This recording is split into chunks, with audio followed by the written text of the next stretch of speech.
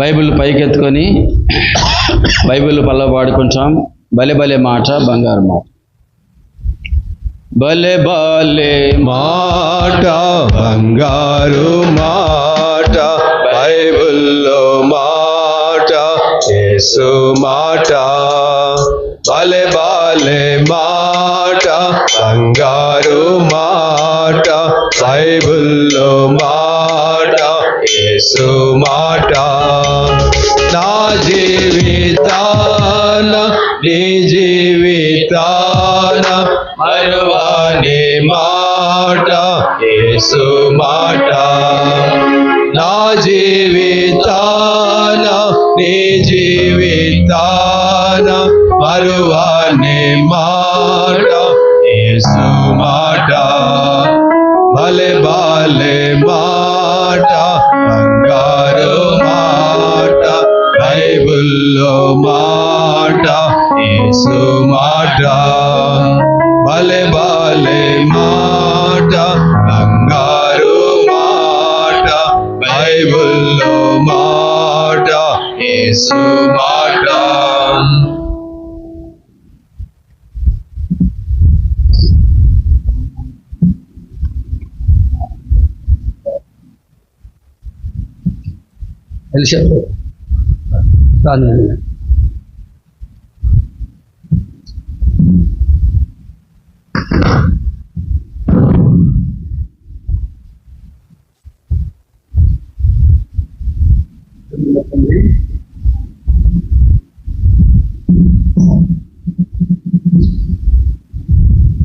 ప్రేమిగల తండ్రి, పరిశుద్ధమైన దేవ, మీ ప్రియ కుమారుడు మా ప్రియ రక్షకుడు ప్రభువైన యేసుక్రీస్తు వారి పరిశుద్ధమైన నామములో మరొక పర్యాయం మీకు వందనాలు, స్తోత్రాలు, కృతజ్ఞతలు చెల్లిస్తున్నాం. ఈ రాత్రి వేళ గెరేజీ ప్రార్థనా మందిరంలో ఈ యొక్క కృతజ్ఞత కూడికను మరి కలిగి ఉంచడానికి ముఖ్యంగా మీ దాసుడు మా ప్రియుడు మరి మోహనను బట్టి, అక్కను బట్టి, కుమార్తె అల్లుడు కుటుంబాన్ని బట్టి, మరి ఆ కుటుంబ పక్షాన్ని దాసుడి కుటుంబ పక్షాన మీరు చేస్తూ వచ్చిన మేలు ఉపకారమును బట్టి మీకు ఎంతో వందనాలు చెల్లిస్తున్నాం. ఈ విధంగా స్థానిక సంఘముతో మరి ఈ విధంగా దైవ సేవకులుగా కలిసి మీ నామాన్ని గణపరచడానికి మీరు ఇచ్చిన గణపరచడానికి మీరు అనుగ్రహిస్తూ వచ్చిన సమయం కొరకే స్తోత్రాలు. బెరాకరణి మీ దాసుల్ని మరి సాలమనను బట్టి వందనాలు, వాదిగల వారిని బట్టి వందనాలు, నడిపించిన దానం కొరకే స్తోత్రాలు. మీ దాసుడు ప్రభా మీ వాక్యం అందించడానికి మీరు నిలబడి ఉంటుండగా జ్ఞాపకం చేసుకోండి, ఆత్మాభిషేకంతో నింపండి. మరి మీ దాసుని కుటుంబానికి చేరువచ్చిన ప్రజలకు కావాల్సినటువంటి మీ మార్చలు వర్తమానం అనుగ్రహించండి ప్రభా. మీరే సహాయం చేయమని మీ దయను మీ సహాయం కోరుకుంటూ మీ కృపను కోరుకుంటూ వందనాలు చెల్లిస్తూ యేసు ప్రభు నామంలో ప్రార్థించి వేడుచున్నాము తండ్రి, ఆమేన్.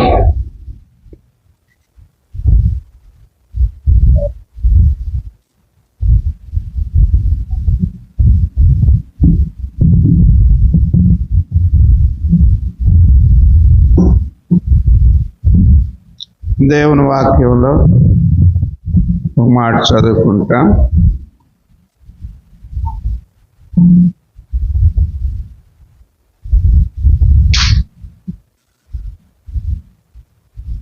లూకా సువార్త 2వ అధ్యాయం.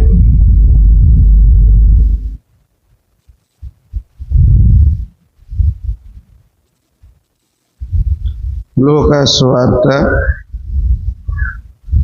2వ అధ్యాయం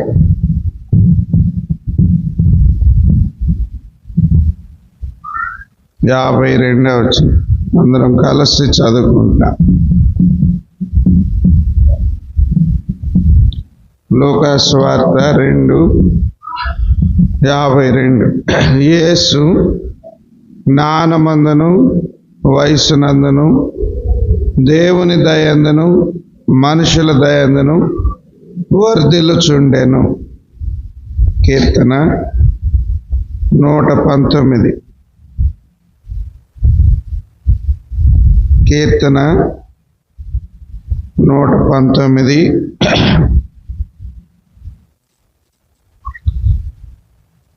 65 కలిసి చదువుకుంటా. కీర్తన 119 65. యెహోవా నీ మాట చొప్పున నీ సేవకునికి నీవు మేలు చేసి ఉన్నావు. చిన్న ప్రార్థన చేస్తాం.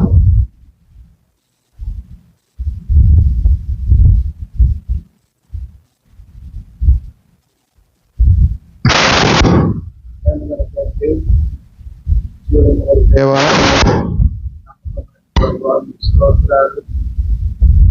చెల్లిస్తూ ఉన్నాము. మా ప్రభువును రక్షకుడైన యేసుక్రీస్తు వారి శ్రేష్టమైన నామమున సాయంకాల సమయంలో వెనుగుదురుపాడు గిరిజీములో మేమందరం మా తండ్రి మీ సేవకుని బట్టి, కుటుంబాన్ని బట్టి, చేసిన మేలులను బట్టి కృతజ్ఞతాస్తుతులు చెల్లించుటకు ప్రభువా మమ్మల్ని సమకూర్చినందుకై స్తోత్రాలు. సంఘముగా, దైవ సేవకులముగా, పరిశుద్ధులముగా, స్నేహితులముగా తండ్రి ఇలా కూడి వచ్చి మీ నామను గణపరచుటకు ఇచ్చిన ఆధిక్యతకై మీకు వందనాలు చెల్లిస్తూ ఉన్నాము. ప్రభువా ఈ గడియలు దీవెనకరముగా చేయండి. మీ స్వరం వినిపింప చేయండి. మీ రక్త ప్రోక్షణ క్రిందికి వస్తున్న మీ సేవకుని దృష్టి ఉంచండి. ఆశతో ఆకలితో వచ్చిన ప్రియ బిడ్డలందరిని బట్టి స్తోత్రాలు. ప్రతి ఒక్కరిని మీ వాక్యము చేత దర్శించండి. మీ స్వర వినిపింప చేయండి. స్థలాన్ని మమ్మలను మీ రక్త ప్రోక్షణ క్రిందికి తెచ్చుకుంటూ ఘనత మహిమ మీకు ఆరోపిస్తూ మీ సేవకుని మరుగుపరచండి. స్వరపేటికి తాకి సరళత దయచేయమని మహిమా ఘనత మీకు ఆరోపిస్తూ క్రీస్తు యేసు పరిశుద్ధమైన నామమున స్తుతించి వేడుకొనుచున్నాము తండ్రి. ఆమేన్.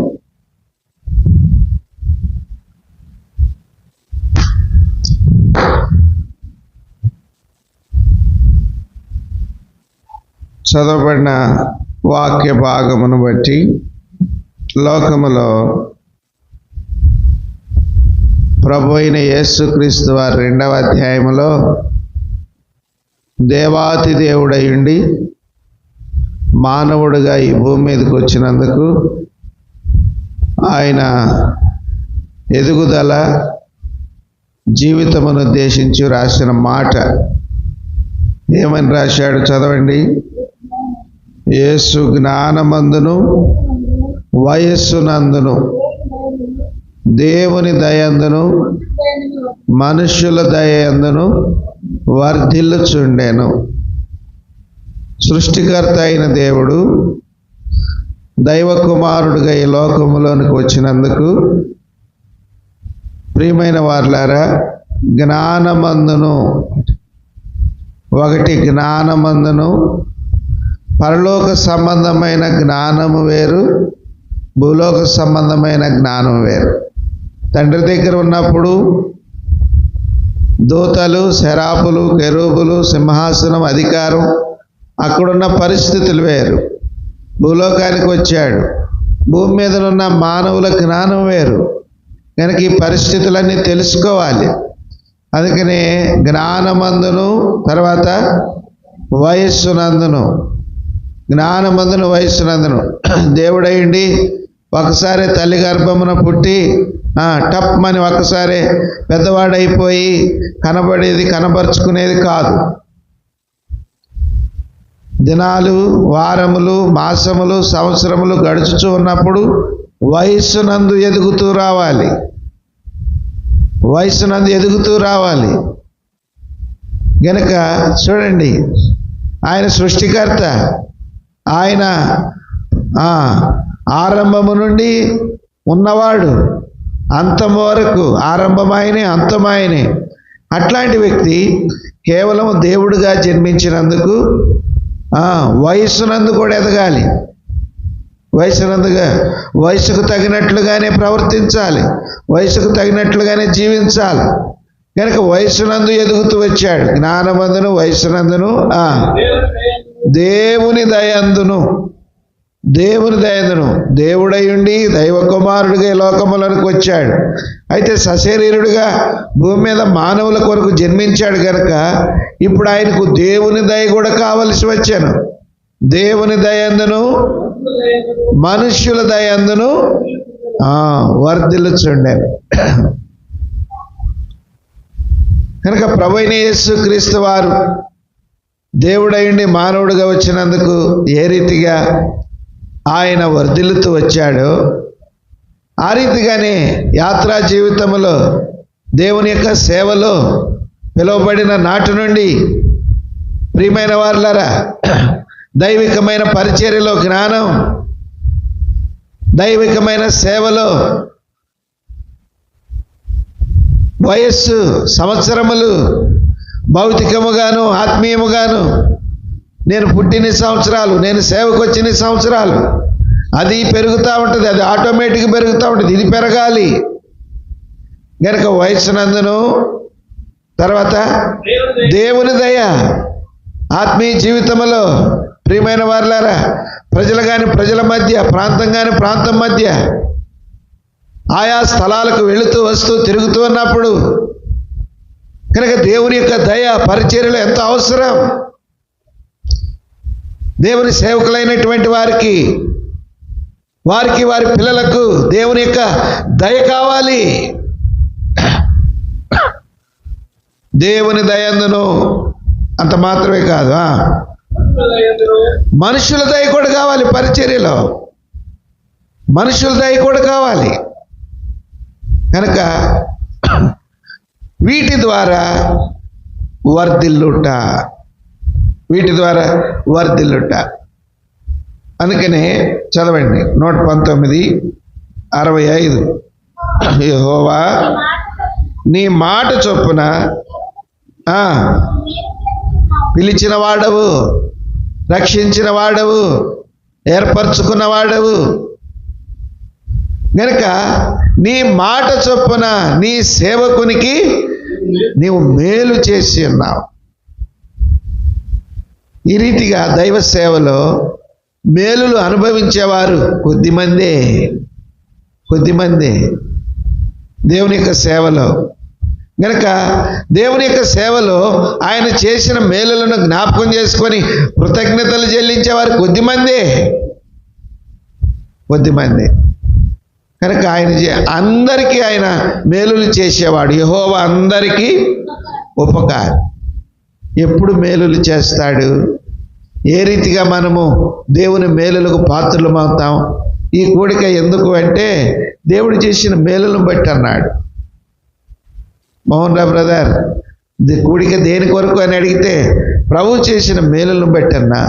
కృతజ్ఞత కూడిక. కనుక ప్రభువు ఎప్పుడు మేలులు చేస్తాడు? ఏ రీతిగా మేలులు చేస్తాడు? మనం ఎలా ఉంటే మేలులు చేస్తాడు? కొన్ని మాటలు చూసుకొని మనం కూడికను ముగించుకుంటాం. చూడండి, దేవుని యొక్క వాక్యంలో దినవృత్తాంతములు 2వ గ్రంథం 7వ అధ్యాయం 2వ దినవృత్తాంతములు 7:10 వచనం.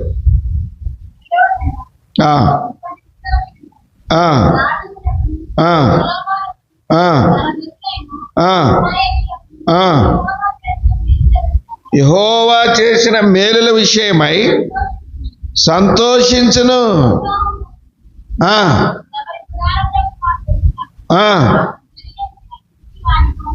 కనుక దేవుని యొక్క మేలుల విషయమై సంతోషము.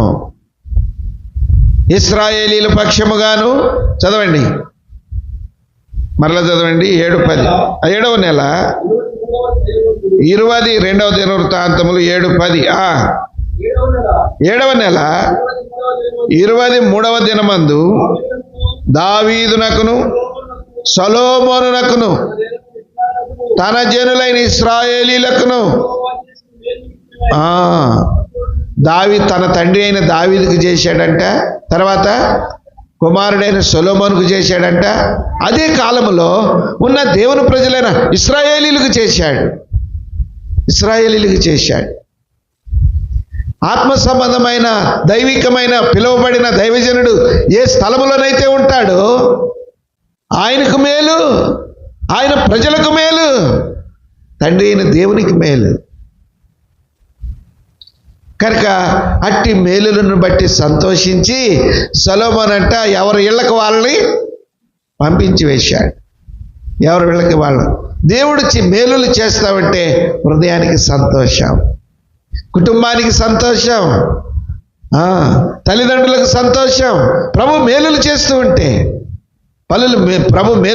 ఉంటే మేలేం జరగట్లేదు, ఏ సంతోషం ఉండదు, ఏ సంతోషం ఉండదు. ఎంత కష్టపడినా ఏ మాత్రం మేలు జరగట్లేదు. ఒక ఆయన అంటాడు, మేలు జరుగుతుందని అనుకుంటే నాకు కీడు సంభవిస్తుంది అంటాడు. కీడే జరుగుతుందంటాడు. కనుక మన కాలంలో మనకి మేలు, మన కాలంలో మన పిల్లలకు మేలు జరుగుతూ ఉంటే సంతోషము, ఆనందము. దేవుని సేవకులుగా పరిచర్యలో ఏ సంఘములోనైతే, ఏ స్థలంలోనైతే ఉంటామో ఆ స్థలములో దైవ సేవకునికి మేలులు, దేవుని సంఘానికి మేలులు, ప్రజలకు కూడి వస్తున్న ప్రజలకు మేలులు జరుగుతూ ఉంటే ఎంతో సంతోషం, ఎంతో ఆనందం. కనుక ఎప్పుడు మేలులు చేస్తాడు? చదవండి దేవుని యొక్క వాక్యంలో 12వ అధ్యాయం ద్వితీయోపదేశకాండం 12:28. ద్వితీయోపదేశకాండం 12:28. నీ దేవుడైన యెహోవా దృష్టికి చేసినందున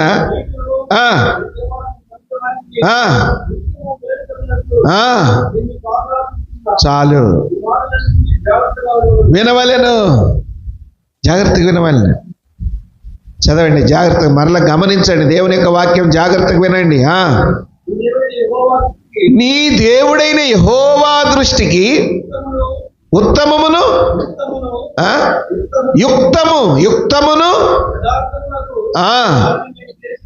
యుక్తమును యథార్థము అగును దానిని నువ్వు చేసినందున చాలు. నీకు మేలు, నీ కుటుంబానికి మేలు, నీ తర్వాత నీ చుట్టూ ఉన్న నీ ప్రజలకు, అనగా దేవుని ప్రజలకు మేలు. ఎప్పుడు మేలు?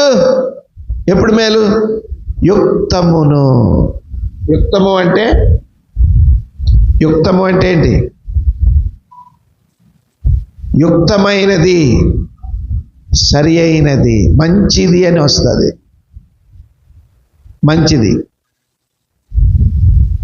యుక్తి మంచిదే కానీ కుయుక్తి మంచిది కాదు. అక్కడ ఏమన్నాడు?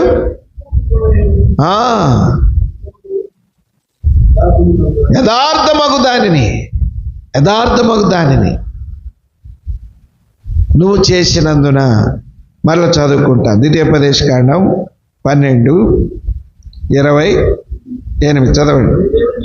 నీ దేవుడైన యెహోవా దృష్టికి యుక్తమును, యుక్తమును, యారాలో యుక్తమును. ఆ కాకి కీవత్తు పెడితే ఏమవుతుంది? అది యుక్తి. దేవుని యొక్క వాక్యములో యుక్తి అవసరం. దేవుని పిల్లలమైన మనకు యుక్తి అవసరం. అది మంచిదే కానీ కుయుక్తి మంచిది కాదు.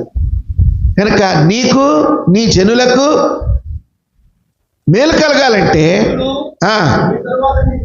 నీకును, నీ తర్వాత నీ సంతతి వారికి. సేవలో మేము ఖమ్మంలో ఉన్నప్పుడు బ్రదర్ బోనకల్లో ఉన్నాడు. కనుక సేవా పరిచర్యలో అనేకమైనటువంటి పరిస్థితులు నాకు తెలుసు, బోనకల్ యొక్క పరిస్థితులు. కనుక ప్రియమైన వారులారా, ఎన్ని పరిస్థితులు ఉన్నా దేవుని యొక్క సేవలో యుక్తముగానే ఉండాలి. యుక్తమును,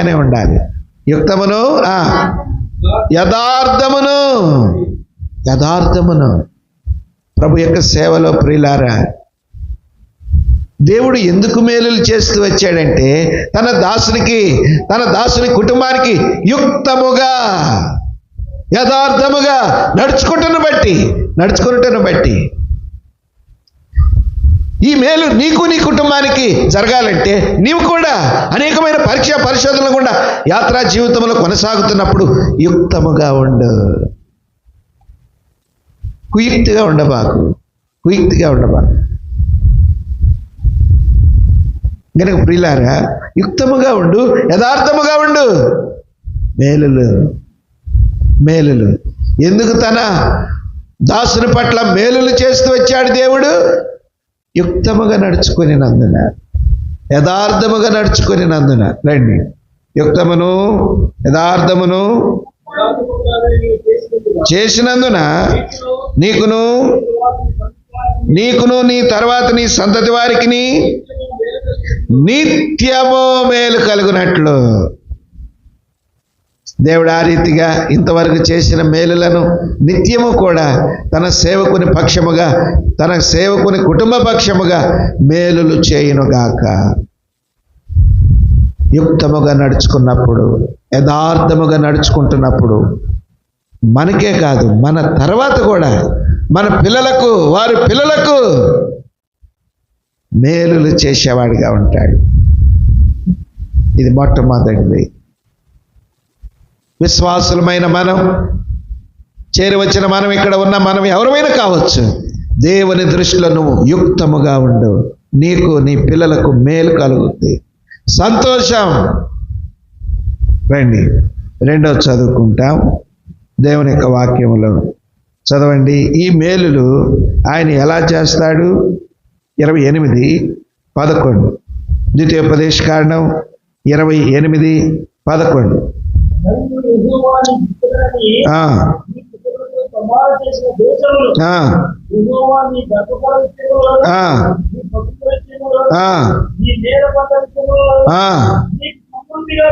సమృద్ధిగా మేలు కలుగజేయును. సమృద్ధిగా మేలు కలుగజేయును. ఎంత సమృద్ధి అంటే అంత సమృద్ధి. ఎంత సమృద్ధి అంటే అంత సమృద్ధి. ఈ సమృద్ధి మేలు నువ్వు యుక్తముగా ఉన్నందునను, యథార్థముగా ఉన్నందునను. రెండవది ఇది సమృద్ధి అయిన మేలు. 28 మొదటి వచనం నుండి చదవండి. శ్రద్ధగా విని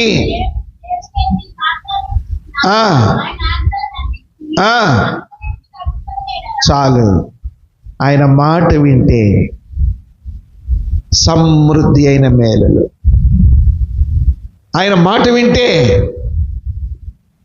సమృద్ధిగా చేస్తాడు. అరాకొర కాదు, రే పెద్దోడా ఇంతవరకు తిని సర్దుకోయకలేదు అనేది కాదు. మనము తినగా, మన పిల్లలు తినగా, ఇంకా 10 మందికి సరిపడా పెట్టేటువంటి సామర్థ్యం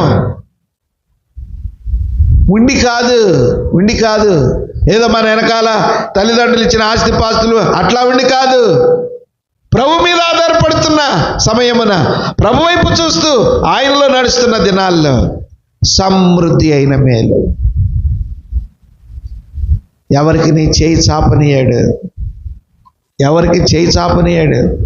నిన్ను పైవానిగా ఉంచుదును కానీ క్రిందవానిగా ఉంచను. నిన్ను తలగా నియమించుదును కానీ తోకగా చేయను. నీ వల్ల అవుతుందా? నా మాట వింటాం. నీ చేత అవుతుందా? నా మాట వింటాం. నా మాట వింటే నీకు సమృద్ధిగా మేలు చేస్తా. తన దాసుడు, దేవుని సేవకుడు ఎన్ని పరిస్థితులు వస్తున్నా వాటన్నిటి విషయాల్లో దేవుని సన్నిధిని కనిపెట్టుచు, దేవుని మాట వింటూ ఆయన సేవలో సాగిపోతున్నప్పుడు తన మాట వినే తన దాసుని ఆయన విడిచిపెట్టాడు. సమృద్ధిగా మేలు చేస్తాడు. ఇది రెండోది. మూడో చదవండి దేవుని యొక్క వాక్యంలో. 3వ 30వ అధ్యాయం ద్వితీయోపదేశకాండం 30వ అధ్యాయం 10వ వచనం.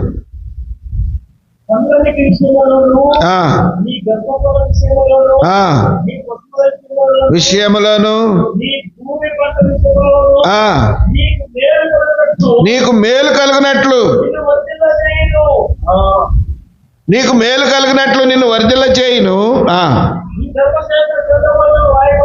ఈ ధర్మశాస్త్ర గ్రంథమందు రాయబడిన ఆయన ఆజ్ఞలను గైకొని విని నీ పూర్ణ హృదయముతోను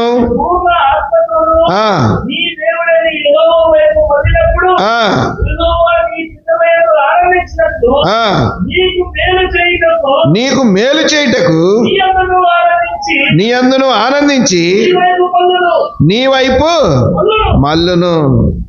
నీ వైపు మల్లును. కనుక చదవండి, మరలా చదువుకుంటాం. 30:10 మరియు నీ చేతి పనులన్నిటి విషయములోను, నీ గర్భఫల విషయములోను, పశువుల విషయములోను నీకు మేలు కలుగునట్లు నిన్ను వర్ధిల్ల చేయును. నిన్ను వర్ధిల్ల చేయును. ఆయన వైపు మనం తిరగాల. చదవండి 32:29 ద్వితీయోపదేశ కాండం 32:29. జ్ఞానము తెచ్చుకొని తలపోసి మేలు. వారు జ్ఞానము తెచ్చుకొని దీన్ని తలపోసి వారి కడవరి స్థితి యోచించుట మేలు. యోచించుట మేలు. కడవరి స్థితి, కడవరి స్థితి. చాలామంది ఎలా ఉంటారంటే, కడవరి స్థితి అంటే ఏ స్థితి చెప్పండి? కడవరి స్థితి అంటే చివరిది. అందుకే ముందు జాగ్రత్త అనే వాడుక భాషలో అర్థం అవ్వాలంటే ముందు జాగ్రత్తగా గనక ముందున్న ప్రయాణం, ముందున్న నిరీక్షణ, ముందున్న గోలు, దాన్ని గురిలో పెట్టుకొని దానిని యోచిస్తూ జ్ఞానముగా నడుచుకోవటం.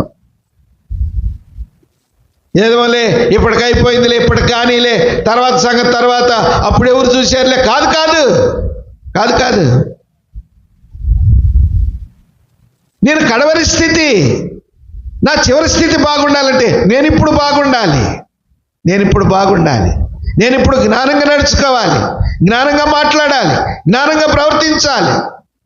అందుకని అంటాడు, వారు జ్ఞానం తెచ్చుకొని తలపోసి కడవరి స్థితి యోచించుట మేలు. కడవరి స్థితి యోచించుట మేలు. చదవండి ఇక్కడ మరలా చదువుకోండి. 30:10 నేను చదువుతా చూడండి. మరియు నీ దేవుడైన యెహోవా నీ చేతి పనులన్నిటి విషయములోను, నీ గర్భఫల విషయములో, నీ పశువుల విషయములోను, భూమి పంట విషయములోను నీకు మేలు కలుగునట్లు నేను వర్ధిల్ల చేయును. ఈ ధర్మశాస్త్ర గ్రంథమందు వ్రాయబడిన ఆయన ఆజ్ఞలను కట్టడలను నీవు గైకొని నీ దేవుడైన యెహోవా మాట విని నీ పూర్ణ హృదయముతోను నీ పూర్ణాత్మతోను నీ దేవుడైన యెహోవా వైపుకు మళ్ళునప్పుడు యెహోవా నీ పితరులందు ఆనందించినట్లు నీకు మేలు చేయుటకు నీ యందు ఆనందించి నీ వైపు మళ్ళీ ప్రభు వైపు తిరగాలి. దేవుని వైపు తిరగాలి. ఈ రంగుల వలయముతో కూడిన ఈ ప్రపంచంలో రకరకాలైనటువంటి పరిస్థితులు మన కళ్ళకు కనబడుతూ, మన చెవులకు వినబడుతూ ఉంటే దేవుడెవరికి కావాలి? దేవుని వైపు తిరిగేవారేరి, దేవుని తలుచుకునేవారేరి. ఇప్పుడు బాగానే ఉంటుందిరా, ఈ లోకం విడిచాక మన పరిస్థితి ఏంటి అనేటువంటి ఆలోచన లేదు చాలామందికి. అజ్ఞానముగా ప్రవర్తిస్తున్నారు, జ్ఞానము లేకుండా జీవిస్తున్నారు. అందుకని దేవుని వైపు మళ్ళీ కడవరి స్థితి యోచిస్తే నీకు మేలు. పిలిచిన దేవుడు నమ్మదగిన వాడని పరిస్థితుల వైపు చూడక, ప్రతికూలత వైపు చూడక, ప్రతికూలంగా వీస్తున్న గాలుల వైపు చూడకుండా ఆయన వైపు చూస్తూ, ఆయన వైపు మళ్ళీ, ఆయన వైపుకు తిరిగి కడవరి స్థితి, చివరి స్థితి ఎరిగిన వారమై ఒక దినమున నా దేవుడున్నాడు, నాకు సాయపడతాడు, ఒక దినమున ఆయన ఆదుకుంటాడు, ఇప్పుడు నేను కష్టపడినా ఏం పర్వాలేదు అనేటువంటి ఈ దృక్పథముతో కడవరి స్థితి వారి చివరి స్థితిని అంచనా వేసుకొని ఆలోచనలు పెట్టుకొని జ్ఞానముగా నడుచుకోవటం, ప్రభు వైపు తిరిగి నడుచుకోవటం. ఏ మనుషుల వైపు తిరగను, ఏ వ్యక్తుల వైపు తిరగను, ఏ పరిస్థితుల వైపు తిరగను, నేను ప్రభు వైపే తిరుగుతాను. అప్పుడు ఆయన నా వైపు మళ్ళుకుంటాడు. అప్పుడు నాకెన్నో మేలులు చేస్తాడు. ఆ రీతిగా తన దాసుని కుటుంబానికి ఎన్ని పరిస్థితులున్నా కుటుంబము ప్రభు వైపు తిరిగి ప్రభువును చూస్తూ ముందుకు సాగుతూ రాగా కడవరి స్థితిని జ్ఞాపకం పెట్టుకొని దాన్ని పోగొట్టుకోకూడదు, నిత్యత్వాన్ని పోగొట్టుకోకూడదు, బహుమానం పోగొట్టుకోకూడదు, దేవుణ్ణి కోల్పోకూడదు. ఎన్ని పరిస్థితులున్నా, ఈ లోకములు ఎన్ని ఆశలు చూపించినా అది మనకి ఇవి స్థిరం కాదు. దాన్ని గురిగా పెట్టుకొని సాగి వస్తుండగా ఇంతవరకు ఈ సేవలో తన దాసుల పక్షంగా ఎన్నో మేలులు చేస్తూ వచ్చాడు. వారి పక్షంగా కాదు, ఇక్కడ చేరి వచ్చిన నీ పక్షంగా నా పక్షంగా కూడా ఆయన చేయటకు సమర్థుడు. మనం కూడా జ్ఞానంగా నడుచుకోవాలి, ఆయన వైపు మరలాలి. లోకానికి ముఖం దేవునికి వీపన్నట్టుగా చాలామంది జీవిస్తున్నారు. అందుకనే మేలులు జరగటం లేదు. అందుకే మేలు జరిగింది అనుకుంటే కీడు జరుగుతుంది. బ్రదర్ ఇలా జరిగింది అనుకోలేదు, బ్రదర్ ఇలా జరిగింది అనుకోలేదు.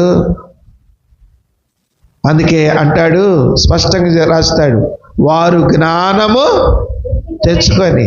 ఏడుంది జ్ఞానం తెచ్చుకోటానికి? ఏడుంది జ్ఞానం? దేవుని యొద్దే ఉంది. దేవుడే జ్ఞానం, దేవుడే జ్ఞానం, దేవుని యొద్దనే ఉంది జ్ఞానం. సామెతల్లో అంటాడు, జ్ఞానం లేనివాడా ఇక్కడికి ఎక్కిరమ్ము. కనుక ఎన్నోది ఇది? మూడవది కడవరి స్థితి యోచించుట మేలు. అంటే జ్ఞానముగా నడుచుకొనుట, పిల్లల విషయమై, కుటుంబ విషయమై, పరిచర్య విషయమై, ఆర్థిక పరిస్థితుల విషయమై, ఇవన్నీ ఈ లోకములో మనం ఎదుర్కొంటూ ఉన్నప్పుడు ఆయన యొక్క తన సేవలో జ్ఞానముగా నడుచుకుంటాను బట్టి దేవుడు ఇన్ని మేలులు చేస్తూ వచ్చాడు. ప్రభువా, ఇది నీవిచ్చిన జ్ఞానమే, నువ్విచ్చిన జ్ఞానమే. కొన్ని పరిస్థితులు అనిపిస్తాయి మాకు సేవలో, ఎన్నో పర్యాయములు విడిచిపెట్టి వెళ్ళిపోదాం అనిపిస్తుంది, విడిచిపెట్టి వెళ్ళిపోదాం అనిపిస్తుంది. ఎప్పుడైతే ఈ మాట అంటామో వెంటనే పట్టుకుంటాడు. యాడికిరా నువ్వు పోయేది, యాడికి నువ్వు పోయేది, ఇందుకు కాదా నిన్ను పిలిచింది, యాడికి నువ్వు పోయేది. పారిపోవాలని కూడా చూసామండి సేవలో, పారిపోవాలని కూడా చూసాం. కానీ ఆ దేవుడు పారిపోనీయకుండా జ్ఞానముగా నడుచుకో అని ఆయన జ్ఞానమును అనుగ్రహిస్తూ ఆ కడవరి స్థితిని చూపిస్తూ ముందుకు సాగిస్తున్నాడు.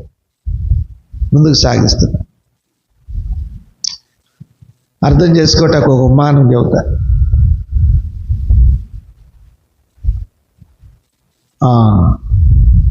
రాజుగారి పుట్టినరోజుకి గుర్రాల పోటీలు అంట. గుర్రాల పోటీలు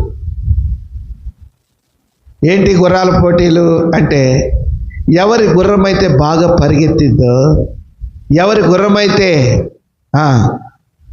సమయానికి గమ్యానికి చేరుకుంటుందో వారికి రాజుగారు బహుమానం. గుర్రాలు ఉండేవాళ్ళు గుర్రాలను సిద్ధపరచుకుంటున్నారు, గుర్రాలు లేనివాళ్ళు గుర్రాలను కొనుక్కొచ్చుకుంటున్నారు, బలహీనమైన గుర్రాలు కలిగిన వాళ్ళు ఏమో బాగా బలంగా మేత పెడుతున్నారు. ఎందుకంటే గుర్రాల పోటీ ఉంది, రాజుగారు బహుమానం ఇస్తాడని. ఒక ఆయన బాగా అప్పుల బాధలో ఉన్నాడు. ఎంత ఆర్థికం అంటే అంత ఆర్థికం. ఆ ఇంటి పక్క ఆయన అన్నాడు, ఒరే రాజు అంటే ఎవరన్నా ఉంటే మీరు కాదు, అక్కడ ఆ ఊర్లో ఎందుకురా నీ దిగులు బాధ, ఈ ఒక్కసారి ఆ రాజుగారి పోటీల్లో పాల్పొంది. మన రాజుగారు పోటీ పెట్టాడు. ఏం పోటీలురా? గుర్రాల పోటీలండి. మరి నాకు గుర్రం లేదుగా, భయ్ ఏదో ఒకటి కొనుక్కొచ్చుకోపో, కొనుక్కొచ్చుకొని దాన్ని సిద్ధపరచు, నీకు తెలివితేటలున్నాయి, ఆ గుర్రాన్ని పోటీలో పెట్టు, నువ్వు గెలిచావంటే నీ అప్పులన్నీ తీరిపోతాయిరా, నువ్వు 10 మందికి సాయం చేయొచ్చు. నా వల్ల అవుతుందంటావా? అవందేమో చూడు, ప్రయత్నం చేయి, ఏముంది, ప్రయత్నం చేయి. సరేనని ఈయన గుర్రాన్ని కొనుక్కోటానికి పోయాడు. అందరు మంచి మంచి గుర్రాలను కొంటున్నారు, అక్కడ బలమైన గుర్రాలను కొంటున్నారు బాగా. ఈయన కూడా మంచి మంచి గుర్రాలను అడుగుతుంటే పెద్ద పెద్ద రేట్లు చెబుతున్నారు. కానీ ఈయన దగ్గర అన్ని డబ్బులు లేవు. మరి డబ్బులు చాలవని గుర్రం లేకుండా వెనక్కి వద్దామా? ఈ అవకాశం పోతే రాదు. ఏం చేయాలా? అన్ని డబ్బులన్నీ లెక్క చూసుకున్నాడు. గుర్రం దగ్గరికి వెళ్తున్నాడు, ఇదెంత, ఇంత డబ్బులు లేవు. ఇంకో గుర్రం దగ్గరికి వెళ్తున్నాడు, ఇదెంత, ఇంత డబ్బులు లేవు, ఇంత డబ్బులు లేవు. ఇంక యాడో చివరన చెట్టు కింద సొంగ గార్చుకుంటా బక్క చిక్కిపోయిన గుర్రం ఒకటి ఉంది. ఇదెంత, ఇదెంత, అమ్మయ్య, ఈ గుర్రం కొనుక్కుంటే నాకేడు నుంచి ఇంటికి పోటానికి కూడా డబ్బులు ఉంటాయి. అదేంటంటే రేపో మాపో సచ్చేది ఉండట్టు ఉంది. ఎండిపోయి సొంగగార్చుకుంటా నడిచి నడవలేక అన్నట్టుగా ఉంది. సరే నేను ఆ గుర్రాన్ని కొనుక్కున్నాడు. అందరూ ఈడేంది ఈ గుర్రాన్ని కొనుక్కున్నాడు, ఏందిరా ఈ గుర్రాన్ని కొనుక్కున్నాడు, ఏం చేస్తా, నా దగ్గర ఉన్న డబ్బులకు వచ్చింది ఇది, దీనితో పోటీ గెలుద్దామని నేను ఏం గెలితే గెలిచింది లేతలేదు. మా ఇంటి పక్కోడు చెప్పాడు, నేను గుర్ర పోటీలో పాల్గొను. అందరూ గుర్రాల మీద కూర్చొని పోటీ స్టార్ట్ అయింది. ఇంకా చూడు, పోటీ స్టార్ట్ అయింది. ఇంకా సవారు పెడుతున్నాయి గుర్రాలు, సవారు పెడుతున్నాయి. అందరూ బాగా మేపుకొని నీళ్లు పెట్టుకొని మేతేసి బాగా తీసుకొచ్చాడు. ఈయన ఒక వారం రోజులు కొంచెం ఆయనకు ఉండదేదో అట్టట్ట మేపాడు. రేపు పోటీ అనగా ఈ రోజు నుంచి మేత ఆఫ్ చేసేసాడు. ఇదేంటి విచిత్రం కాదు? రేపు పోటీ అనగా ఏం చేశాడు? ఈ రోజే మేత ఆఫ్ చేశాడు. ఇక ఇది మేత కొరకు నకలాడుతూ ఉంది, బాగా ఆకలేస్తూ ఉంది దీనికి. నిన్నటి నుంచి మేత లేదు, మళ్ళీ ఇప్పుడు పోటీలో గెలవాలి. ఏం చేశాడు తెలుసా? ఇంత మేత కట్ట తీసుకొని ఒక కర్ర కట్టి దాని ముఖాన్ని కట్టాడు. దాని ముఖాన్ని కట్టేసరికి ఇక ఈడు గుర్రం మీద కూర్చున్నాడు. ముందు పోయినవి అన్నీ పడిపోతున్నాయి, కొన్ని లెగుతున్నాయి, కొన్ని నడవలేకపోతున్నాయి, డొక్కుపోతున్నాయి అన్నీ. ఇదేంటంటే ఉండా స్పీడ్తో అట్ట పోతా. దీని స్పీడ్ పెరగదు, దీని స్పీడ్ తగ్గదు, పోతుంది. ఇది ఆగనే ఆగదు. అన్నీ పెద్ద పెద్ద బలమైన గుర్రాలు సొంగగారుతున్నాయి. ఎందుకంటే బాగా పరిగెత్తి కొన్నిటికి డెక్కలు డొక్కుపోతున్నాయి, పడిపోతున్నాయి. ఇదైతే అన్నీ జారిపోతా. ఇది మెల్లగా దీని ముందు కట్టాడుగా, ఏందది? మేత. దానికోసం అంటే ఇది ఆగకుండా పోతానే. చివరికి గోల్ చేరుకుంది.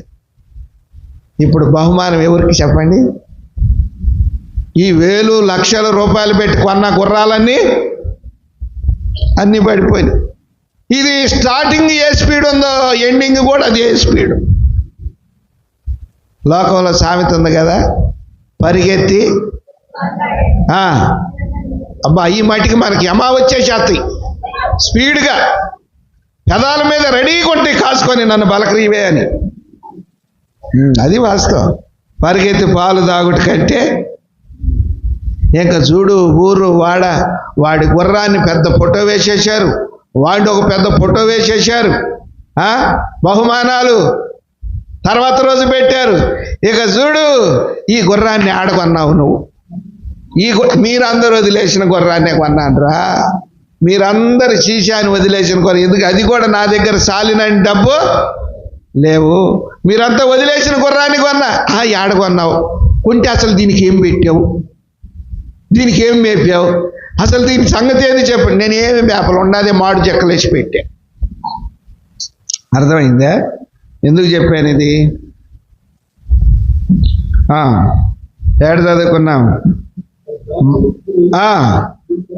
తలపోసి జ్ఞానముగా నడుచుకోవటము. దేవుడు మేలులు చేయాలంటే మనకి జ్ఞానం అవసరం. మనకి జ్ఞానం అవసరం. కడవరి స్థితి రోజు నుంచి ఒక రోజల్లా మేత లేకుండా కట్టేశాడు. 2 రోజులు అవస్తుంది మేతని. అది మేత కొరకని దాని కళ్ళ ముందు కనబడుతుంది కనుక ఆగితే అందదేమనని పోతానే ఉంది. మన గోల్, మన కడవరి స్థితి, మన యొక్క నిరీక్షణ నిత్యత్వం. పరిస్థితులు కావు, ఇవి ఇలాగనే ఉంటాయి అనేవాళ్ళు అంటానే ఉంటారు, తిట్టేవాళ్ళు తిడతానే ఉంటారు. పరిస్థితులు పై మీద పడి వస్తానే ఉంటాయి, ఆర్థిక ఇబ్బందులు ఎంటాడుతూనే ఉంటాయి. కానీ మన నిరీక్షణ ఉంది. ఆ నిరీక్షణ చేపట్టి సేవలో ఇంతవరకు సాగి వచ్చారు. దేవుడు వారికి మేలులు చేస్తూ వచ్చాడు. ఎన్నోది ఇది? 3. 4 చదవండి. 4 దేవుని యొక్క వాక్యంలో 4 చదువుకుంటా. 2వ దినవృత్తాంతములు 6:41.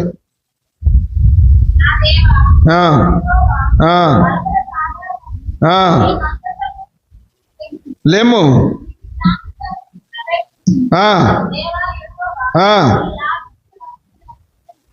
గాక నీ భక్తులు నీ మేలులను బట్టి సంతోషించదు. సృష్టికర్త అయిన దేవుని చేత మేలులు పొందుకోవాలంటే భక్తి జీవితం అవసరం. భక్తిపరులముగా మనం ఉండాలి. దేవుని ఇంటిలో, సమాజములో, సంఘములో ప్రభు నమ్మిన తర్వాత నీ స్థితులు ఏవైనప్పటికీ, నువ్వెంత చదివినా, నువ్వెంత ఎదిగినా, నీకెంత ఐశ్వర్యము కలిగినా, ఆ దేవుని మేలులు మనం పొందుకోవాలంటే మనము భక్తిపరులముగా ఉండాలి. నీ భక్తులు నీ మేలులను బట్టి సంతోషించదు. ఎవరికి మేలు చేస్తాడంట ఆయన? భక్తులకు. భక్తి జీవితం ఇంట్లో ప్రారంభం కావాలి. మా అమ్మాయి భక్తిపరురాలు, మా అబ్బాయి భక్తిపరుడు. నీ మూలంగా నీ పిల్లలకు మేలు కలగాలంటే తల్లిదండ్రులుగా నువ్వు భక్తిపరులుగా ఉండాలి, ప్రార్థనా పరులుగా ఉండాలి.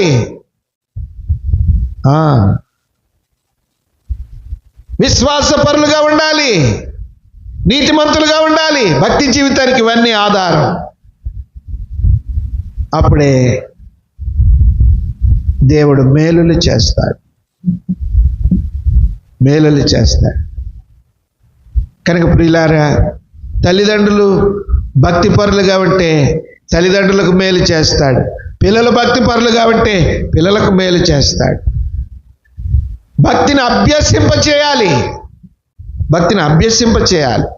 భక్తిని నేర్పాలి నీ పిల్లలకు.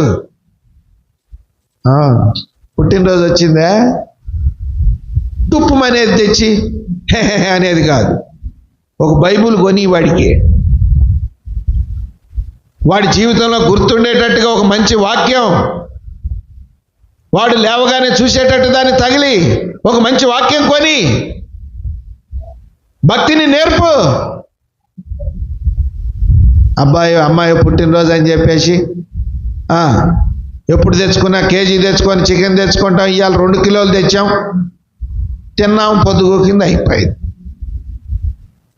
మళ్ళీ తెల్లారి మమ్మీ నా పుట్టినరోజు ఎప్పుడు వస్తుంది? ఎందుకు? తింటాయి. దాని వలన నీకు మేలు కలగదు.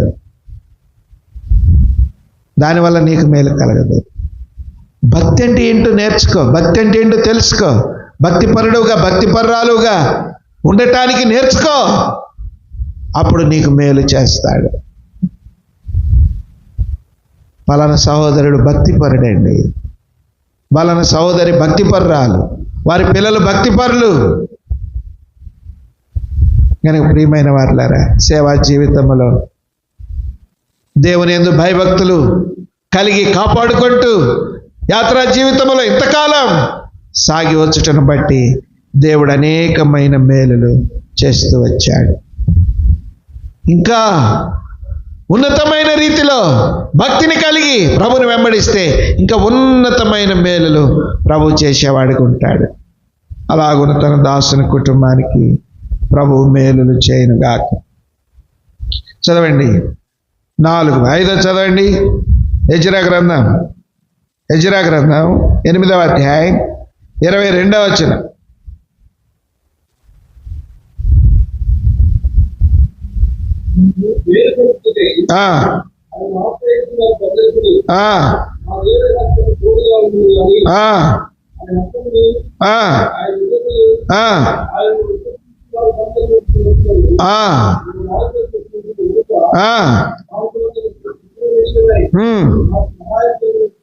చేయనట్లు ఆలుబలమును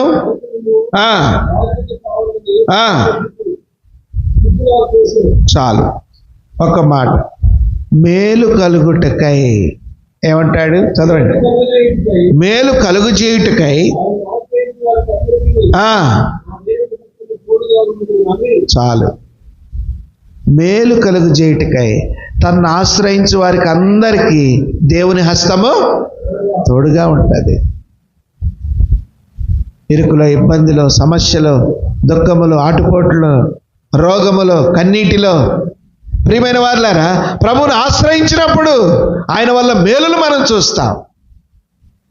ప్రభువును ఆశ్రయించినప్పుడు, ఇరుకు ఇబ్బంది వచ్చినప్పుడు ఆయన ఆశ్రయించకుండా మనుషులను ఆశ్రయిస్తూ, లోకాన్ని ఆశ్రయిస్తూ, వ్యక్తులను ఆశ్రయిస్తూ, తెలిసిన వారని రకరకాలైనటువంటి పరిస్థితులను ఆశ్రయించకుండా పోతే దేవుడు ఏ మేలు చేయడు. ప్రభువును ఆశ్రయించాలి.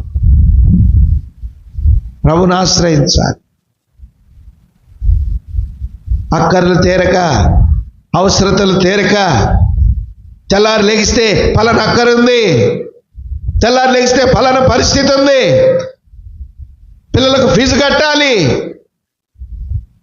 హాస్పిటల్కి వెళ్ళాలి, అక్కరున్నది, లేచి తెల్లవార్లు మోకరించి ఆయనను ఆశ్రయించటం. ప్రభువా, తెల్లవారితే హాస్పిటల్కి వెళ్ళాలి, నా దగ్గర ఏమీ లేదు. ప్రభువా, తెల్లవారితే నా పిల్లలకు ఫీజు కట్టాలి, నా దగ్గర ఏమీ లేదు. తన్ను ఆశ్రయించు వారికి దేవుని హస్తము తోడుగా ఉంటుంది. తన దాసునికి, తన సేవకునికి తను ఆశ్రయించడం బట్టి ఆయన హస్తము తోడుగా ఉంచి ఆదుకుంటూ వచ్చాడు, సమకూరుస్తూ వచ్చాడు, బలపరుస్తూ వచ్చాడు, సంరక్షిస్తూ వచ్చాడు. ఆయన ఆశ్రయించడం బట్టి దావీదు అంటాడు, రాజులను నమ్ముకొనుట కంటే యెహోవాను ఆశ్రయించుట మేలు. మనుషులను నమ్ముకొనుట కంటే యెహోవాను ఆశ్రయించుట మేలు. చేరివచ్చిన మన జీవితాల్లో, మన కుటుంబాల్లో కూడా, మనలో కూడా ఆయన మేలులు చేయాలంటే అవసరములో, అక్కర్లో కృంగిపోవక, ఏడవక, దిగులు పడక, చేతగాని వారము కాక ఆయనను ఆశ్రయించడం నేర్చుకోవాలి. ఆయన ఆశ్రయించటం రకరకాలుగా ఆశ్రయించవచ్చు. వ్యక్తిగతముగా ఆశ్రయించవచ్చు. నువ్వున్న ఇంట్లోనే నీ గదిలోనికి వెళ్ళి తలుపు వేసుకొని రహస్యమందున చూస్తున్నాని దేవునికి ప్రార్థన చేయి, ఆ రీతిగా ఆశ్రయించవచ్చు. లేకపోతే పరిస్థితి ప్రభావం పై మీద పడుతున్నప్పుడు, అక్కర్ల అవసరతలో దేవుని మందిరానికి వచ్చి దైవజనులను ఆశ్రయించవచ్చు. దైవజనుడా, నా కొరకు ప్రార్థన చేయి. పరిస్థితుల ప్రభావం ఇంకా పైపడుతున్నప్పుడు జీవము గల దేవుని సంఘాన్ని ఆశ్రయించవచ్చు. సంఘమా, మా కొరకు ప్రార్థించండి. దైవజనుడా, సంఘానికి చెప్పు, మా కొరకు ప్రార్థించండి. ఈ రీతిగా నువ్వు ఆశ్రయించడం నేర్చుకుంటే ఆయన హస్తము మనకి తోడుగా ఉంటుంది. ఆ రీతిగా ఆయన ఆదుకుంటాడు, ఆ రీతిగా సహాయపడతాడు, ఆ రీతిగా మేలు చేస్తాడు. ఎన్నోది ఇది? ఆయనను ఆశ్రయించాలి. ఆశ్రయించాలి. చదవండి దేవుని యొక్క వాక్యంలో నెహెమ్యా గ్రంథం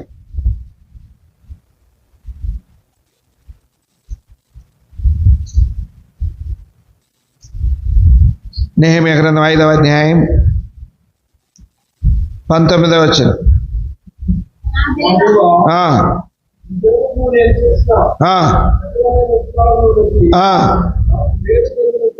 నాకు మేలు కలుగునట్లుగా నన్ను దృష్టి ఉంచుము. నాకు మేలు కలుగునట్లుగా. ఊరికినే అడగట్లే. ఏమని అడుగుతున్నాడు? మరలా చదవండి. నా దేవా, ఈ జనులకు నేను చేసిన సకలమైన ఉపకారములను బట్టి నాకు మేలు కలుగునట్లుగా నన్ను దృష్టి ఉంచు. నేను చేసిన ఉపకారములను బట్టి నాకు మేలు చేయి. నేను చేసిన ఉపకారములను బట్టి ఆయన అపకారమేమీ చేయడు, ఉపకారమే చేస్తాడు. కనుక మేలు కలుగునట్లుగా ప్రభువుని అడగాలి. ఏమని అడుగుతున్నాడు? నా దేవా, ఈ జనులకు నాకు మేలు కలుగునట్లుగా నన్ను దృష్టించము.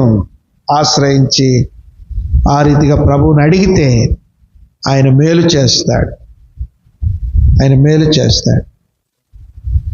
కనుక ఆశ్రయించకుండా, దేవుణ్ణి అడగకుండా, నువ్వు ఉపకారం చేయకుండా, అందరికి అపకారం చేసుకుంటూ, అన్యాయం చేస్తూ, మోసం చేస్తూ, అబద్ధములాడుతూ జీవిస్తే మేలు చేయడు.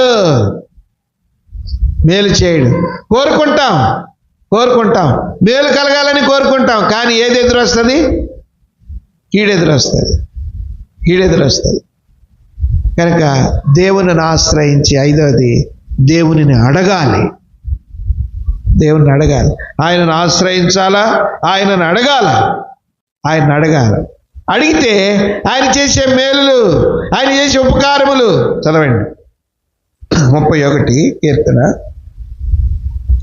19వ వచనం. 31 కీర్తన 19. ఎంతో గొప్పది.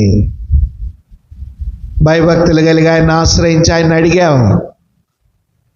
ఆయన చేసే మేలు ఎంతో గొప్పది. నీ పట్ల, నీ పిల్లల పట్ల, నీ కుటుంబం పట్ల, నీ భార్య పట్ల, నీ భర్త పట్ల ఆయన చేసే మేలు ఎంతో గొప్పది. గొప్ప మేలులు చేస్తాడు. కనుక ఆయన యందు భయభక్తులు కలిగి ఆయనను ఆశ్రయించి ఆయనను అడగాలి. ఉపవాసముతో ఆశ్రయించు, ఇంకా మంచిది. ఉపవాసముతో రా, ఇంకా మంచిది. ఉపవాసంతో ఉండాలని జుట్టంతా ఎరబోసుకొని ముఖం అంతా ఎకారం చేసుకొని కాదు. నీవు ఉపవాసం ఉన్నట్టు నీకు దేవునికి తప్ప వేరే వ్యక్తికి తెలియకూడదు. దేవుడు నీకు మేలే చేస్తాడు. నీ అక్కర్లన్నీ తీరుస్తాడు. నీ అవసరతలన్నీ తీరుస్తాడు. రండి మరొక మాట చదువుకుంటా ముగిస్తారు. చూడండి, దేవుని యొక్క వాక్యములో భయభక్తులు కలిగి ఆయనను ఆశ్రయించి ఆయనను అడిగితే ఆయన మేలే చేస్తాడు. 65వ కీర్తన 4వ వచనం. ధన్యుడు నీ మందిరములోని మేలు చేత. ఆయన పిల్లలకి ఎక్కడుందంట మేలు? ఆయన మందిరములో, ఆయన ఆవరణములో. జనులు దేవుని మందిరానికి ఎందుకు రావాలి చెప్పండి? దేవుని మందిరములో ఆయన మేలు చేస్తాడు. యెహోవా మందిరమునకు వెళ్ళుదునని జనులు నాతో అనినప్పుడు నేను సంతోషించాను. ఎటు నేను మేలులు చేయలేకపోతున్నా, దేవుడైన వారికి మేలులు చేస్తాడు. దేవుని మందిరానికి వెళ్తామని జనులు నాతో అనినప్పుడు నేను సంతోషించి తిని. గనుక ప్రియమైన వారులారా, అందుకని యెహోవా మందిరములో రాత్రి నివసించు వారులారా, మీరందరూ యెహోవాను స్తుతించండి. ఎందుకంటే వారిని ఆయన తన మందిర మేలు చేత తృప్తి పరచుచున్నాడు. ఆ రీతిగా సేవలో ఈ లోకములో ఇల్లు లేకపోయినా, వాకిలి లేకపోయినా, స్థితిగతులు లేకపోయినా దేవుని మందిరములో ఉండుటను బట్టి దేవుడు ఆశీర్వదిస్తాడు. దేవుడు మేలులు చేస్తున్నాడు. ఆ రీతిగా దేవుడు తన దాసుని కుటుంబానికి మేలులు చేస్తూ వచ్చాడు. ఇంకను ముందున్న దినాల్లో కూడా ఆయన మందిర సేవలో తన దాసునికి, తన కుటుంబానికి మేలు చేసేవాడికి ఉంటాడు. ఆయన అప్పగించుకున్నాడు, ఆయనకు అప్పగించుకున్నాడు. ఆయన ఎందుకు విశ్వాసం ఉంచారు, ఆయన వైపు చూస్తున్నారు, ఆయన ఎందుకు భయభక్తులు నిలిపారు, ఆయన ఆశ్రయిస్తున్నారు. ఎప్పుడైతే మనము కూడా ఆయన ఆశ్రయించే వారముగా, భయభక్తులు కలిగిన వారముగా ఉంటాం, ఆయన మేలులు చేస్తాడు. నువ్వు కూడా ఈ రీతిగా కృతజ్ఞతాస్తుతులు చెల్లించవచ్చు. నీ పిల్లలకు మేలుకరముగా, నీ కుటుంబానికి నువ్వు మేలుకరముగా ఉంటావు, మేలుకరముగా ఉంటావు. కనుక ప్రియులారా, ఆ రీతిగా దేవాతి దేవుడు ప్రభు అయిన యేసు క్రీస్తు వారి పట్ల కూడా కృప చూపించాడు. అందుకనే యేసు మనుషుల దయందును దేవుని దయందును వర్ధిల్లుచూ ఉండెను. సేవలో దేవుని దయందును మనుషుల దయందును తన దీన దాసుడు, మీ సేవకుడు మోహన్ రావు బ్రదర్, తన కుటుంబం దేవుని సేవలు వర్ధిల్లుతూ వచ్చింది. దేవుడు ఆశీర్వదిస్తూ వచ్చాడు.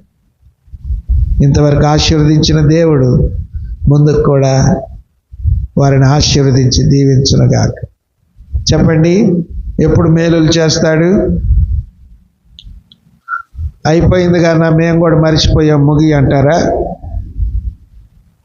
అట్ట ముగితే అట్ట మంచి విందు తయారవుతుంది. ఉడుకుతుందిలే అనుకోండి, అది ఉడికి కూర్చుంది అనుకుంటే ఆకలి ఎక్కువ అవుతుంది. ఇంకా ఉడుకుతుందిలే చెబుదాం అనుకొని చెప్పండి. చెప్పండి. మొదటిది, యుక్తముగా యథార్థముగా ఉన్న వారికి దేవుడు ఏం చేస్తాడు? మేలులు చేస్తాడు. రెండవది, ఆయన మాట వినేవారముగా ఉండాలి. ద్వితీయోపదేశ కాండంలో మనం చూసాం. ఆయన మాట వినేవారముగా ఉంటే ఆయన మనకేం చేస్తాడు? మేలులు చేస్తాడు. మూడవది, జ్ఞానము కలిగి నిరీక్షణ కలిగి ఉండాలి. జ్ఞానమును నిరీక్షణ. కడవరి స్థితి అంటే చివరి స్థితి, అదే నిరీక్షణ అంటారు. కనుక జ్ఞానముగా నడుచుకోవాలి. జ్ఞానముగా నడుచుకునే వారు అందరూ నిరీక్షణ కలిగిన వారే. ముందున్న పరిస్థితిని గురుగా పెట్టుకొని నడుచుకుంటారు. కనుక దేవుడు మేలు చేయాలంటే యాత్రలో మనకి కూడా జ్ఞానం అవసరం. జ్ఞానంగా నడుచుకోవాలి. జాగ్రత్తగా ఎలా ఉండాలి అలానే ఉండాలి. ఎంతవరకు ఉండాలి అంతవరకే ఉండాలి. ఏం చేయాలి అదే చేయాలి. ఏం మాట్లాడాలి అదే మాట్లాడాలి. జ్ఞానవంతుడు ఆ రీతిగా నడుచుకుంటాడు. నాలుగవది, భక్తి పరులు అనిపించుకోవాలి. సంఘములో ఏదో వస్తున్నాం పోతున్నామంటే కాదు.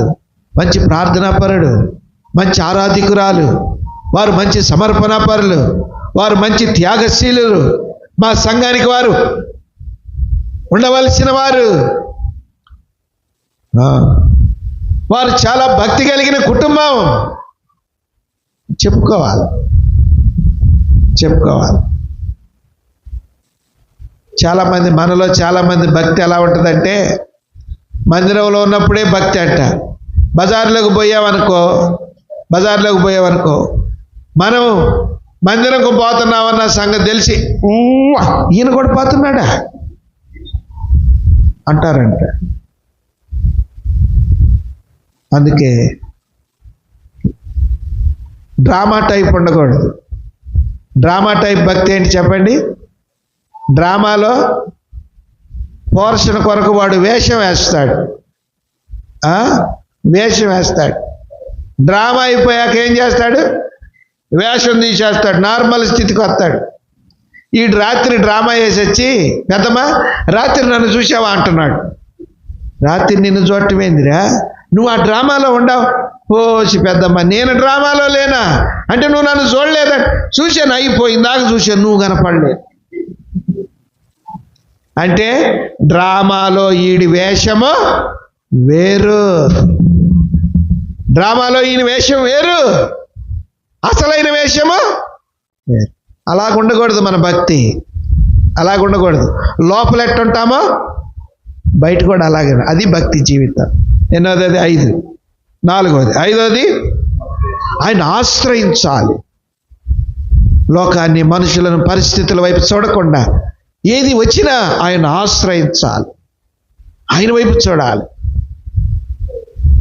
అప్పుడే ఆయన మనకు మేలులు చేస్తాడు. 6వది ఉపకారము. ఉపకారం. మనం అపకారులమై ఉంటే ఆయన మనకు మేలులు చేయడు. మనం కూడా ఇతరులకు మేలు కోరుకుంటున్నామంటే మనం కూడా ఏం చేయాలా? ఉపకారం చేయాలి, మేలు చేయాలి. అది ధర్మం, అది ధర్మం. చివరికి ఏం చెప్పాం? దేవుని మందిరం. అందుకని అంటాడు, మేము మా దేవుని మందిరమును విడిచిపెట్టాము. నీ మందిరమును గూర్చిన ఆసక్తి నన్ను భక్షించుచున్నది, ఆసక్తి నన్ను భక్షించున్నది. కనుక ప్రియమైన వారులారా, ఆ రీతిగా దేవుడు తన దాసుని, కుటుంబాన్ని ఏర్పాటు చేసుకొని మేలులు చేస్తూ వచ్చిన దేవునికి మనం ఎంతో వందనస్తులమై ఉన్నాం. వారికే కాదు, మన పట్ల కూడా మేలులు చేసే దేవుడిగా ఉంటున్నాడు. ఇంక ఈ మేలులు ఆశిస్తున్నావు కానీ జరగట్లేదంటే వాక్యం యొక్క అనుభవంలోకి రా. నువ్వు కూడా ప్రభువుని ఆశ్రయించడం నేర్చుకో. నువ్వు కూడా భక్తి కలిగి జీవించడం నేర్చుకో. దేవుని మందిరానికి రా, మారు మనసు, రక్షణ, పాప క్షమాపణ పొందు, ప్రభు రక్తంతో కడగబడు, దేవుని బిడ్డగా చేయబడు. దేవుడు నీకు, నీ పిల్లలకు కూడా మేలులు చేస్తాడు. అట్టి కృపా ధన్యత మనకందరికి ప్రభు దయచేయనుగాక. రానున్న దినాల్లో కూడా దేవుడు తన దాసుని కుటుంబాన్ని ఇంకను ఆశీర్వదించునుగాక. ప్రార్థన చేస్తా. మోహన్ రావు దత్త.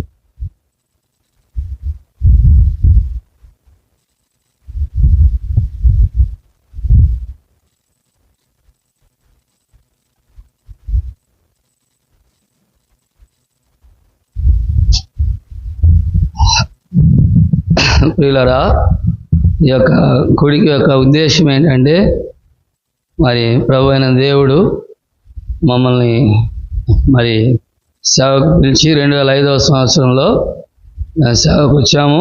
దాదాపుగా 20 సంవత్సరాలు సేవా జీవితం జరిగించాడు దేవుడు. అనేకమైనటువంటి ప్రతికూల పరిస్థితులు, అనుకూలమైన పరిస్థితుల్లో దేవుడు మమ్మల్ని ముందుకు సాగదీస్తూ వచ్చాడు.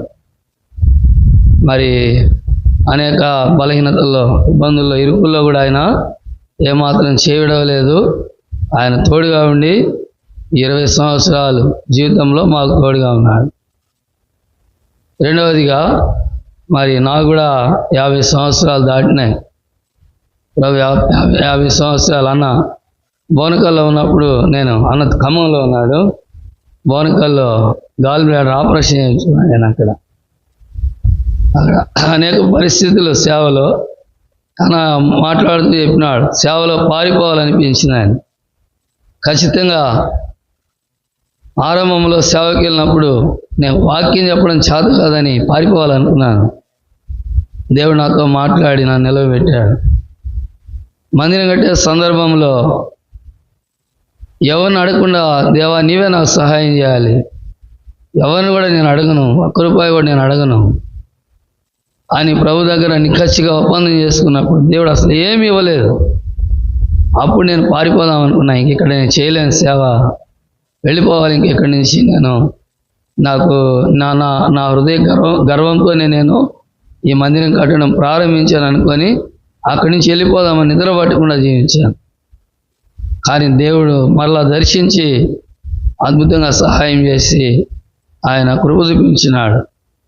తర్వాత నా కుమార్తెకి నా శక్తికి మించిన కార్యం, వివాహం ఎట్లా చేయగలుగుతాను నేను అని అనుకున్నాను. ఏ వైపు నుంచి సహాయం వస్తుంది, ఎటు నుంచి దేవుడు నాకు సహాయం చేస్తాడు?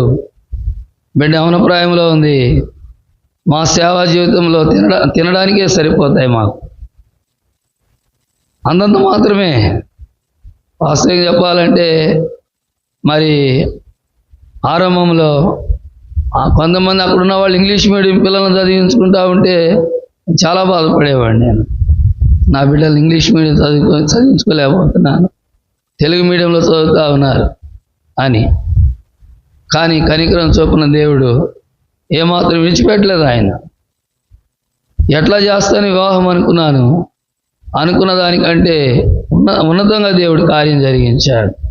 శక్తికి మించిన కార్యం అది, లక్షలతో కూడుకున్న పని. కానీ దేవుడు తన కరుణాహస్తం నుంచి ఆశ్చర్యకరంగా జరిగిస్తూ వచ్చాడు.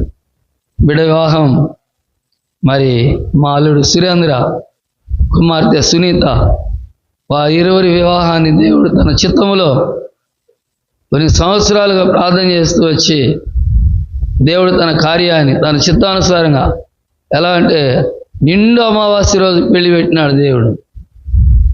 అనుకున్నారు ఇప్పుడు ఎందుకు పెడతావు నీవు అన్నారు. కానీ ఆ రోజు నేను చెప్పిన దేవుడు ఎప్పటికీ మారడు, మనుషులు మారిపోతాం కానీ దేవుడు మారడని చెప్పి. దీపావళి పండుగ రోజు పెళ్ళి. కానీ అనుకున్నారు ఎవరు రారు అనుకున్నారు, చాలా ఇబ్బంది అనుకున్నారు. కానీ అనుకున్న దానికంటే దేవుడు అద్భుతంగా ఘనంగా చేస్తూ వచ్చినాడు బాపట్లలో. వాడి పిల్లలు ఇలాగ అంత మాత్రమే కాదు, ఈ దినాల్లో దేవుడు నా కుమార్తెని జ్ఞాపకం చేసుకొని వివాహమైన వెంటనే మళ్ళా గర్భఫలాన్ని కూడా ఇచ్చాడు.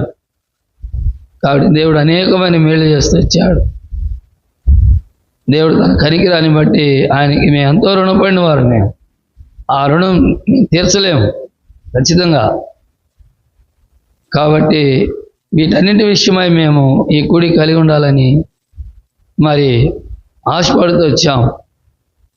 కాబట్టి దేవుడు మమ్మల్ని ఎడబాయకుండా తన సేవలో ఇంకా మరి ఇక్కడికి వచ్చి కూడా అటు ఇటుగా 2 years అయింది. దేవుడు ఎంతో నెమ్మదిగా ఈ స్థలంలో సేవ జరిగిస్తూ ఉన్నాడు. కాబట్టి మా సేవ కొరకై మీరు ప్రార్థన చేయండి.